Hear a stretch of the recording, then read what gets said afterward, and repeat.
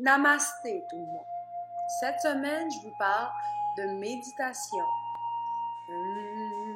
Les plus perspicaces d'entre vous avaient peut-être remarqué que j'aborde fièrement une casquette aujourd'hui. En fait, c'est lié au sujet de la semaine qui m'est tombé dessus à cause d'une petite mésaventure qui m'est arrivée. Quand on vit un grand changement dans notre vie, par exemple une rupture amoureuse, une grossesse, dans mon cas un burn-out, on dirait que l'envie nous prend de faire d'autres changements et d'avoir un nouveau look. Que t'as jamais vu. Donc moi, depuis quelques semaines, je chérissais le rêve de devenir blonde. Parce que Marilyn l'a dit, les hommes préfèrent les blondes. Fait que là, comme toutes les filles, j'arrive chez la coiffeuse avec la photo de la vedette à qui j'ai bien l'intention de ressembler d'ici 3 heures. Ce blond-là, c'est la clé de mon bonheur. Attente relativement élevée. Déjà là, on sent qu'il y a quelque chose qui tourne pas rond, là. Je veux dire, quand ton avenir dépend de ta teinte de cheveux, là, c'est que... Fait que là, pendant le processus, qui dure 3 heures, moi, je continue à imaginer ma nouvelle vie de blonde.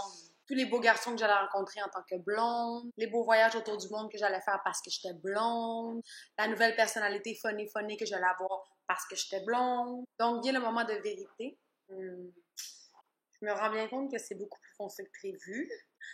Ma coiffeuse me précise de ne pas paniquer parce qu'ils sont encore mouillés. Il faut attendre le séchage. Ça, c'est le truc de toutes les coiffeuses. Pour pas te faire pleurer tout de suite. Attends le séchage. Fait que là, tous mes espoirs de nouvelle vie s'envolaient au fur et à mesure que mes cheveux séchaient en brun. Tadam! Imaginez ma déception.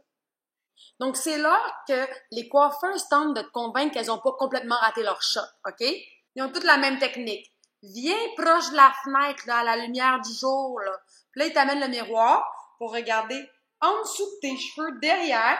Donc, paraît-il que au soleil de midi, si je soulève exactement à 45 degrés mes cheveux, il y a certaines chances que quelques personnes trouvent que ça ici, c'est un genre de blond. Shit! Mais c'est parce que c'est quoi le rapport? Moi, c'est sur le top, je voulais être blonde pas en dessous. Fait que là, c'est rendu... il faut que je me peigne de même. Donc, j'ai fait la chose qu'on fait souvent chez la coiffeuse quand on n'est pas satisfait. J'ai payé et j'ai attendu d'être dans ma voiture pour éclater en sanglots.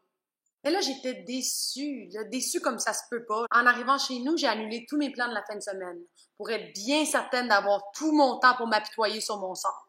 M'a resté brune et seule. Fait que là, c'est comme ça que j'ai perdu 48 heures de ma vie à angoisser à propos de mes cheveux, à essayer de les coiffer différemment pour qu'ils soient plus beaux, à essayer de les faire pâlir, à maudire ma coiffeuse pis toutes les blondes de l'univers. Mais après tout ça, j'ai eu une révélation.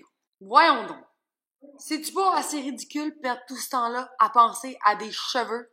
Je suis en santé, j'ai des amis, de la famille, j'ai du rhum, des femmes et de la bière non de Dieu.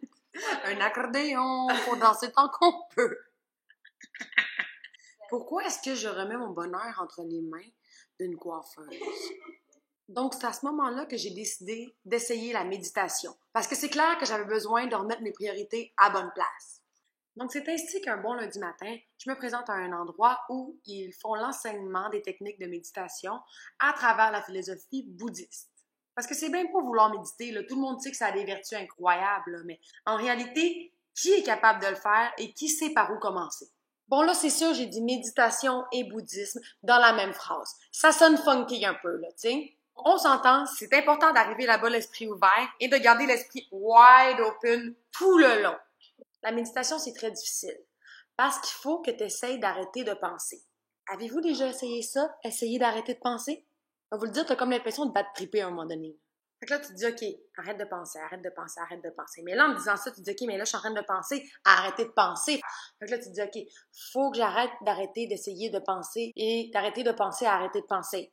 Là, tu commences à saigner du nez. Fait que ce que j'en ai retenu, là, c'est que la méditation, ça fait du bien. Parce que ça enlève une couche de problèmes. La couche des petits problèmes pas importants. Ça t'enlève un énorme poids sur les épaules. Parce que quand tu réussis à aller plus profondément à l'intérieur de toi, là, ça te permet de relativiser les choses. Là. Quand la couleur de cheveux, là, on s'en sacre, OK? Rouge, orange, jaune, vert, bleu, blond, mauve, c'est pas ça l'important. Parce que dans le fond, ce qui compte, c'est ce qu'on a à l'intérieur. Et à l'intérieur, on ne change pas. On met juste des costumes d'autres sur soi. On ne change pas. Une veste ne cache qu'un peu ce qu'on voit. On ne grandit pas. On ne grandit pas, on pousse un peu tout juste le temps